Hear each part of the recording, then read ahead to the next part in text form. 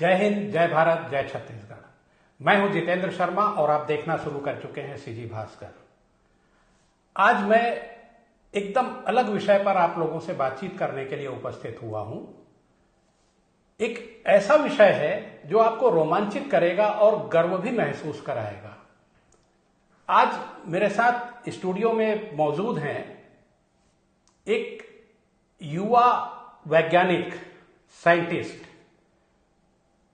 वो एक स्वतंत्र साइंटिस्ट हैं और बहुत बड़ी बात यह है कि वो हमारे छत्तीसगढ़ के हैं, छत्तीसगढ़ के सारंगढ़ से आते हैं।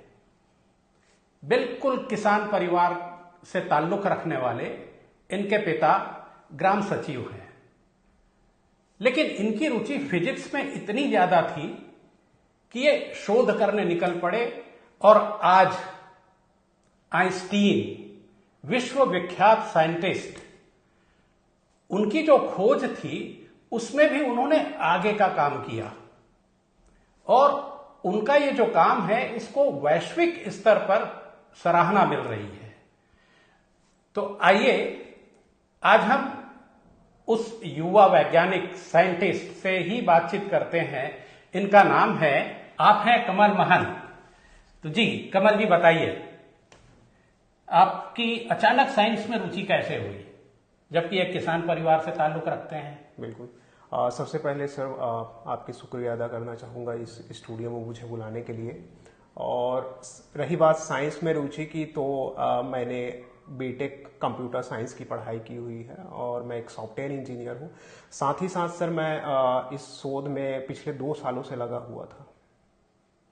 ओके जी। तो आपका ये दावा है कि विश्व विख्यात आइंस्टीन, जी, जिनका नाम बड़े सम्मान से लिया जाता है, जी, और आप एक छोटी सी जगह सारंगढ़, छत्तीसगढ़ का सारंगढ़, वहां से आकर के आपने उनका जो काम किया हुआ था, जी, जी, हाँ, उस पर भी आपने आगे का काम किया। जी। तो वो ऐसा क्या शोध था जिस पर आपने आगे का काम किया? जी बिल्कुल। मैंने एक नया मैथमेटिकल फ्रेमवर्क दिया है जिसको मैंने नाम दिया है कमल आइंस्टाइन यूनिफाइड फील्ड थ्योरी। ठीक है। सो बेसिकली आइंस्टाइन ने आज से 100 साल पहले की मैं बात करूं तो आइंस्टाइन ने एक फ्रेमवर्क दिया था E=mc²। सो उस E=mc² में आइंस्टाइन ने ये बताया था हमें कि जो ऊर्जा है, बेसिकली एनर्जी और मास अर्थात द्रव्यमान, वो एक दूसरे का ही स्वरूप है। ये आइंस्टाइन ने कहा था। पर आगे करते हुए उसमें मैथमेटिकल फ्रेमवर्क में मैंने काम किया और मुझे लगा कि जो एनर्जी है, जो ऊर्जा है, वो ना केवल मास पे ही डिपेंड ना रह करके उसके इन्वायरमेंट फैक्टर पे भी डिपेंड होता है, जिसमें मैंने 3 नया इन्वायरमेंट फैक्टर जो है प्रस्तुत किया हुआ है। जी जी जी। तो ये जो शोध है जी, इस पर आपने कोई किताब भी लिखी है क्या? ये केवल थ्योरेटिकल है? नहीं सर, ये थ्योरेटिकल फिजिक्स है। पहले कोई भी चीज जो है आपकी आइडिया आती है दिमाग में, उसके बाद आपको मैथमेटिकली उसको क्या करना है, प्रूवन करना पड़ता है। ठीक है। तो मैंने क्या किया है, इन 2 सालों में रिसर्च किया हुआ और उसके बाद उसका जो गणितीय ढांचा है उसको मैंने बनाया है और उस गणितीय ढांचा को एक रिसर्च पेपर के फॉर्मेट में एक ओपन आप कह सकते हैं जेनेडो, एक अंतर्राष्ट्रीय रिपोजिटरी है, वहां पे मैंने उसको प्रकाशित किया है, जहां पर लगभग 300 साइंटिस्ट और रिसर्चरों ने उसको डाउनलोड किया है, देखा भी हुआ है। तो ये क्या कोई किताब भी आपने निकाली है? जी बिल्कुल। इस संदर्भ में मैंने एक किताब लिखी है जिसका नाम है E=mc² modified the Kamal Einstein unified field theory. आपने जो किताब का नाम बताया, जी, E=mc² मॉडिफाई, तो ये इसमें मॉडिफाई शब्द का उपयोग क्यों, जबकि उसके पहले के जो कैलकुलेशंस हैं, या आप अपनी भाषा में क्या कहते हैं मुझे नहीं मालूम, बट वो आइंस्टीन के थे। जी। तो इसमें आपने मॉडिफाई जोड़ा? मॉडिफाई मैंने उस फ्रेमवर्क में इसलिए जोड़ा है सर कि पहले जो फ्रेमवर्क दिया था आइंस्टाइन ने वो केवल E=mc²। वो कहना चाहते थे कि जो एनर्जी है अर्थात ऊर्जा है वो केवल मास और स्पीड ऑफ लाइट पे ही डिपेंड करती है, परंतु ऐसा नहीं है। ठीक है। इसलिए ऐसा नहीं है कि बेसिकली अगर देखा जाए तो उसमें इन्वायरमेंट फैक्टर भी डिपेंड करता है। मैं बोलूं, अगर एक मेटल है, ठीक है, जी जी, और मैं एक लकड़ी की बात करूं, ठीक है, दोनों में आपस में क्या होता है, भार होता है, द्रव्यमान होता है, उसमें मास होती है, ठीक है। अब जब हम जलाते हैं दोनों को, तो मेटल जो है एक अलग तरीके से जलेगा और क्या, लकड़ी जो है अलग तरीके से जलेगा, ठीक है। तो उसमें क्या कर रहा है, फैक्टर क्या है उसमें, फैक्टर ये है कि मेटल का जो प्रॉपर्टीज है वो डिफरेंट है और लकड़ी की जो वुड है उसकी प्रॉपर्टीज डिफरेंट है, ठीक है। और उसको जलाने के लिए हमको मीडियम अर्थात जैसे O2 की आवश्यकता है, ठीक है। जी जी, तो ये सारी चीजें क्या है, उस एनर्जी, वहां से एनर्जी निकल रहा है। बेसिकली जब आग जलता है तो एनर्जी निकलती है, ठीक है। ये आम भाषा आपको समझाने के लिए मैं बता रहा हूं, ठीक है। तो वो इन्वायरमेंट फैक्टर हुआ, इसीलिए मैंने उसमें 3 नए इन्वायरमेंट फैक्टर जो है जोड़े मतलब हैं। आइंस्टीन की जो खोज है जी उसमें ये कमियां आपने पाई, जी बिल्कुल। हाँ, और उस पे फिर आपने वर्क करना शुरू जी किया। जी हाँ, तो ये आपका जो वर्क है वो कहाँ तक पहुंच गया है? क्या थ्योरेटिकल ही है कि उस पर प्रैक्टिकल भी कुछ होने की संभावनाएं दिखती हैं? जी बिल्कुल, इसमें प्रैक्टिकल होने की संभावनाएं हैं। सबसे पहले कोई भी फिजिक्स जो है थ्योरेटिकली प्रूव किया जाता है उसमें 2 तरीके से, एक टेंसर और लैग्रेंजियन से, ठीक है। दोनों तरीकों से मैंने पेपर जो है लिखा हुआ है और सारे जो मैथमेटिकल फ्रेमवर्क हैं वो कंसिस्टेंट है, ठीक है। और साथ ही साथ सर, ये जो मेरा रिसर्च पेपर है ये सेल्फ क्लेम्ड नहीं है, मैं अपने आप में क्लेम नहीं कर रहा हूँ। ये साइंटिफिकली रिव्यू किया हुआ है और इसके साइंटिफिक रिव्यूअर हैं ER अमित कुमार मेश्राम, जो कि department of science and technology के साइंटिस्ट हैं। ये नेशनल की छत्तीसगढ़ के हैं? वो अभी पोस्टिंग उनकी छत्तीसगढ़ में है, Okay. बट उनका जो पोस्टिंग है वो DST के अंदर आती हुई है, सेंट्रल गवर्नमेंट के अंदर DST। देखिए, ये मतलब बहुत बड़ी गर्व की बात है कि इन्होंने जो खोज किया उसको एक साइंटिस्ट, उन्होंने भी इसको अप्रूव किया हुआ है। जी तो ये हमारे लिए, छत्तीसगढ़ के लिए कितने गर्व की बात है। अभी कमल जी, आपने थ्योरेटिकल जो चीजें हैं, मैंने आपसे पूछा भी कि प्रैक्टिकल क्या है, कैसा है, हाँ, तो उसमें एक्सपेरिमेंटल मतलब प्रैक्टिकली वो क्या क्या संभावनाएं आप देखते हैं और उसके लिए क्या किया जाना चाहिए? इसके संदर्भ में मैंने सर अभी एक्सपेरिमेंटल फ्रेमवर्क भी तैयार किया हुआ है और इसका प्रपोजल मैंने DST के साइंटिस्ट को भी दिया हुआ है और साथ ही साथ सर सेरेन बेस्ड जो जेनेडो है वहाँ पे पब्लिश्ड है। और एक और जो बात है मेरे लिए जो काफ़ी गर्वान्वित करती है मुझे, एक्सपेरिमेंटल जो फ्रेमवर्क है सर मैंने तैयार कर लिया है और साथ ही साथ ये जेनेडो पर भी पब्लिश्ड है। और जो इसका Cap2 वॉल्यूम 2 है, इसको साइंटिफिक जो रिव्यूअर हैं अमित कुमार मेश्राम जी, वो मेरे को ऑथर भी हैं। हम दोनों ने मिलकर उसको और आगे बढ़ाया है। साथ ही साथ मैं इसके प्रैक्टिकल फ्रेमवर्क में भी काम कर रहे हैं जो कि ओपन एयर पर इंडेक्स्ड है। ओपन एयर सर ये सेरेन यूरोपियन जो साइंस ऑर्गेनाइजेशन है उसके द्वारा संचालित एक रिपोजिटरी है। वहाँ पे जो स्वतंत्र शोधकर्ता होते हैं, इंडिपेंडेंट रिसर्चर्स होते हैं, उनके पेपर्स वहाँ पे पब्लिश्ड होते हैं सर। वहाँ मेरा पेपर जो है इंडेक्स्ड है और सर्चेबल है गूगल पे। आप कमल आइंस्टाइन यूनिफाइड फील्ड थ्योरी आप सर्च करोगे तो पूरा डिटेल्स आ जाता है सर। तो ये ऐसा बड़ा काम करने की प्रेरणा आपको कहाँ से मिली?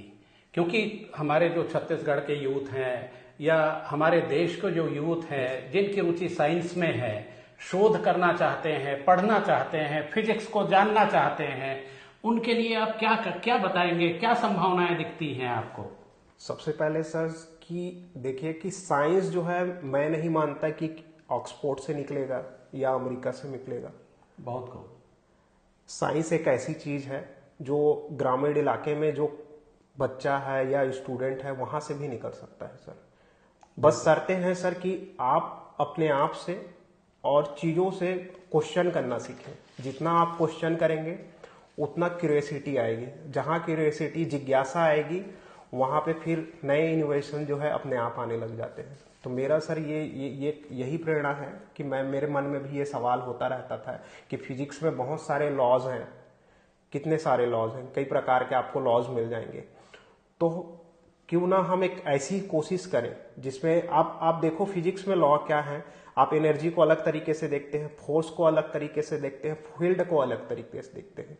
लेकिन आज से 100 साल पहले आइंस्टाइन ने भी ये चाहा था कि हम एक ऐसा फ्रेमवर्क निकालें जिसमें हम कोशिश करें कि सारी चीजों को एक साथ समाहित करें।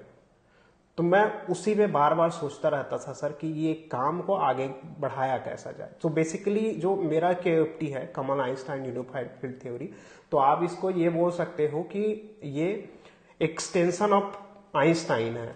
मैंने एक आइंस्टाइन के काम को आगे बढ़ाया। आइंस्टाइन का जो फॉर्मूला था वो एक आप कह सकते हैं फाउंडेशन है, और मैं उनमें एक्सटर्नल फैक्टर्स जो है ऐड किए और उसको आगे बढ़ाया हुआ है सर। आइंस्टीन तो विश्वविख्यात साइंटिस्ट हैं जी। आप अपने लिए क्या संभावनाएं देखते हैं? ऐसा क्या लगता है, या आपने जो रिसर्च किया, आपने जो खोज की जी, उसकी उपयोगिता किन लोगों के लिए है, कुछ बताएंगे? आने वाले भविष्य में सर कि हम एनर्जी एक्सट्रैक्शन में काम कर सकते हैं। जैसे कि मैं बताना चाहूँगा कि पहले हमको ये समझ नहीं था कि हमारा इनर अर्थ कोर, मैं अब अगर जमीन के नीचे की मैं बात करूं तो वहाँ कितनी गर्मी होती है, और हमारे जो बाहरी सतह है यहाँ पृथ्वी पे मैं बात करूं तो नॉर्मल हमें कई तरह की यहाँ पे ऋतुएं मिलती हैं, चाहे गर्मी हो चाहे ठंडी हो, अलग तरह के मौसम मिलते हैं। तो जो कमल आइंस्टाइन यूनिफाइड फील्ड थ्योरी है इसको आपको बताती है कि वो कैसे होता है मैथमेटिकली। ये सेल्फ क्लेम नहीं है, कोई फिलोसॉफी नहीं है, ये कॉन्सेप्चुअल, मैं ये नहीं बोल रहा हूँ, मुंह पे नहीं बोल रहा हूँ, मैथमेटिकली वो जो है प्रूवन कंसिस्टेंट है। अच्छा, इंटरनेशनल लेवल पर आपका ये जो रिसर्च है जी, उसको क्या प्रतिक्रिया मिल रही है?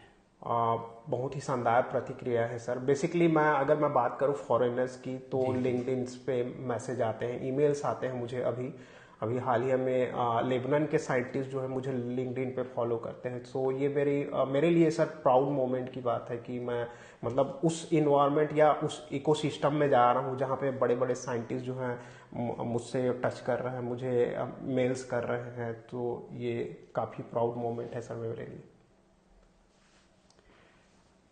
कमल जी, आप बताएंगे कि भारत सरकार या हमारा जो प्रदेश है छत्तीसगढ़, जी, उसके लिए आपके इस रिसर्च के मायने क्या हैं? मायने सर देखा जाए तो अगर छत्तीसगढ़ को ज्यादातर जाना जाता है, अगर भारत लेवल में मैं बात करूं तो छत्तीसगढ़ को सिर्फ और सिर्फ ये जाना जाता है कि एक धान का कटोरा है और नक्सलवाद एक चीज है जो कि अभी काफी कम हुई है। जी। और इससे पहले जाना जाता था कि नक्सलवाद या फिर किसान है, ज्यादातर किसान पिछड़े हुए या फिर मजदूर नहीं है। तो मेरा सर यही मानना है कि ऐसा कुछ नहीं है। अगर इनोवेशन जो है अगर अमेरिका से निकल सकता है, किसी बड़े शहर से निकल सकता है, तो वो ग्रामीण इलाके हमारे छत्तीसगढ़ से भी निकल सकता है। बिल्कुल, आप स्वयं एक उदाहरण है उसमें। जी बिल्कुल। जी। अच्छा, कमल जी बताएंगे कि आगे की आपकी योजना क्या है? आप स्वयं को किस रूप में स्थापित करना चाहते हैं? आगे सर मेरा यही है कि निरंतर मैं तो सबसे पहले मैं अपने आप को ही एक फिजिक्स, मतलब मुझे सर फिजिक्स बहुत प्यारा है। बेसिकली अब मैं अगर रात में जगता भी हूँ तो मेरे दिमाग में थॉट्स चलते रहते हैं कि कहाँ पे क्या कुछ मैं कर सकता हूँ अपने लिए। और आने वाले 2-4 महीनों में मेरे 2-4 और रिसर्च पेपर्स हैं जो कि पब्लिश्ड होने वाले हैं। साथ ही साथ सर स्वागत रहेगा। बिल्कुल सर। साथ ही साथ मैं एक्सपेरिमेंटल जो प्रपोजल है जो अभी KFT पे है, तो वो मैं प्रपोजल जो है DST साइंटिस्ट को भी दिया हुआ हूँ ताकि इसमें एक्सपेरिमेंट्स हों और हमारे छत्तीसगढ़ का नाम हो, साथ ही साथ इस इंडिया का भी नाम हो सर। तो दोस्तों, आप अभी मिले कमल महंत जी से जो छत्तीसगढ़ के बेटे हैं और साइंस में एक अलग ही वर्क कर रहे हैं। इनकी तमन्ना है आसमान को छू लेने की।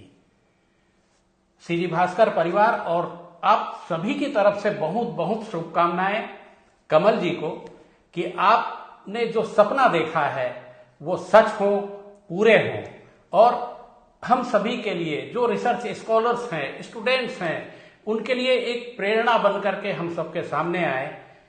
मैं इन्हीं शुभकामनाओं के साथ आप सबसे विदा लेता हूं। जय हिंद, जय भारत, जय छत्तीसगढ़।